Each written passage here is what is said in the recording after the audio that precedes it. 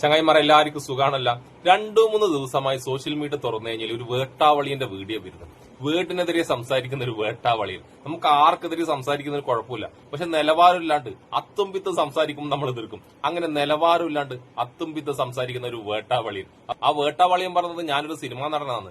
ഏത് സിനിമയിലെ മൂപ്പർ അഭിനയിച്ചെന്ന് ആർക്കും അറിയില്ല കേട്ടാ. പിന്നെ അങ്ങനെ പറയുമ്പോൾ നമ്മൾ അലിൻ ജോസ് പെരേരയും ആറാട്ടണ്ണനെല്ലാം മികച്ച നടന്മാരാണ്. അവരെല്ലാം 1-2 സിനിമയിൽ അഭിനയിച്ചിട്ടുണ്ട്. അവര് നടന്മാരാണെങ്കിൽ ഇവനും നടനാന്ന്. നമുക്ക് ഈ വേട്ടാവളിയും പറഞ്ഞ കാര്യങ്ങളിലേക്ക് അടക്കാം. വരൂ. ഞാൻ റിയലി അഗെയിൻസ്റ്റ് വേടനാണ്.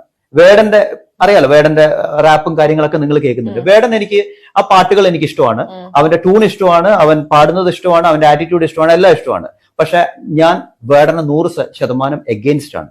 അത് എന്തുകൊണ്ടാന്ന് വെച്ചാൽ വേടൻ അതിനകത്ത് രാഷ്ട്രീയം കലർത്തുന്നു. രാഷ്ട്രീയം അല്ലാണ്ട് നിന്റെ തലയിലുള്ള ചാണകാണോ വേട്ടാവളിയെ കലർത്തേണ്ടത്? നീ ഇപ്പൊ എഗൻസ്റ്റ് ആയിട്ട് ഇനി വേടന നാളെ തൊട്ട് പാട്ട് കിട്ടില്ല. അപ്പൊ എന്റെ വേടം വീട്ടിൽ കുത്തിയിരിക്കേണ്ടവരോ നീ ഇരിക്കും പോലെ.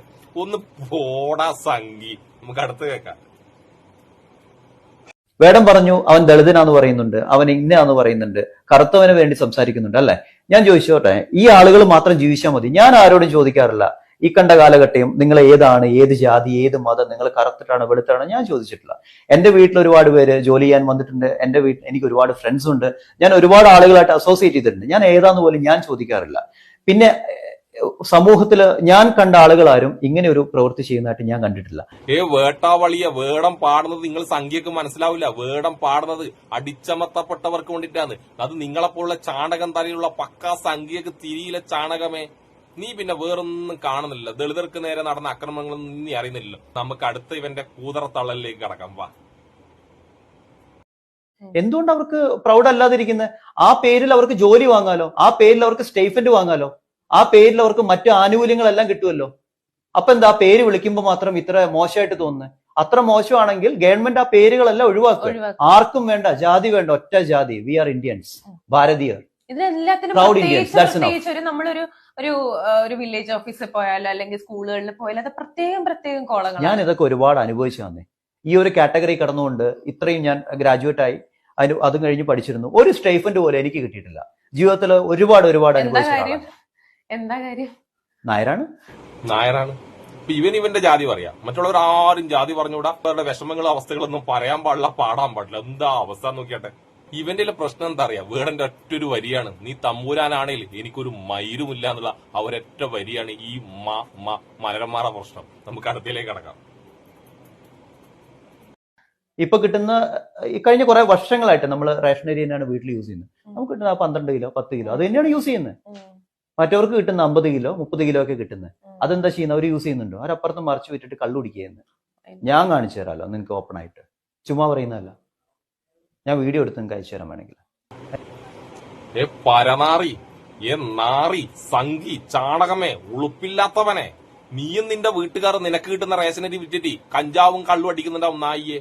നിന്റെ വീട്ടുകാർ നീയും ചെയ്യുന്ന കാര്യം മറ്റുള്ളവരെ കൂട്ടത്തിൽ കൂടാൻ പാടില്ലാട്ടാ. നാറി, ചാറ്റ്. പിന്നെ മറ്റുള്ളവരുടെ റേഷൻ കടയിൽ അരിയല്ലാണ്ട് പിന്നെ റേഷൻ കടയാണല്ലോ അവിടെ തിന്നല്. ഉളുപ്പില്ലാത്ത നായിയെ. ഇതുപോലെ തലയിൽ ചാണകമുള്ള സംഘിക്കല്ലാണ്ട് ഇങ്ങനെ പറയാൻ കഴിയോ? ചാണകം മാത്രം നിന്ന ചാണക സംഘി. ഞാനിപ്പം ഒരു 10 വർഷം മുമ്പ് വയനാട്ടിൽ നിന്ന് ഒരുപടി കഞ്ചാവുമായിട്ട് ഇവിടെ വന്നിരുന്നെങ്കിൽ ഞാൻ ഇന്ന് ഇവിടുത്തെ നമ്പർ 1 ആക്ടർ. സത്യം, ഏറ്റവും നല്ല കഞ്ചാവ് കിട്ടുന്ന വയനാട് അറിയോ? അവിടുന്ന് ഒരു പൊതി കഞ്ചാവുമായിട്ട് അന്ന് വന്നാൽ മതി, ഒരു പ്രശ്നമില്ല. ഞാൻ ആഴ്ചക്ക് വരുന്ന ആളാണ്. ഞാൻ ഇവിടെ വന്ന് പല ഫ്ലാറ്റുകളിൽ ഇരുന്നിട്ടുണ്ടെങ്കിൽ ഞാൻ ഇന്ന് ഇവിടുത്തെ നമ്പർ 1 ആക്ടറാണ്. അതിനെ കൊണ്ട് പറ്റാത്തതുകൊണ്ടാണ്. ഞാൻ എല്ലാരും കുത്തി പറഞ്ഞു. ഇവൻ കുത്തി പറഞ്ഞ ഇവന്റെ തന്തേനെയും തള്ളേനെയാണ്. ഇവൻ ഉണ്ടാക്കിയ തന്തേനെയും തള്ളേനെയും കുത്തിയിട്ട് ഇവൻ പറയുന്നത്. അവർക്കാണ് ഇത് കിട്ടേണ്ടത്. പിന്നെ ഇവൻ പറഞ്ഞു കേട്ടത് കഞ്ചാവ് അടിച്ചിട്ടാണോ മോഹൻലാലും മമ്മൂട്ടിയെല്ലാം ഇങ്ങനെ ഹീറോ ആയത്? നിന്റെ സംഖ്യ സുരേഷ് ഗോപിയെല്ലാം കഞ്ചാവ് അടിച്ചിട്ടാണോ ഹീറോ ആയത്?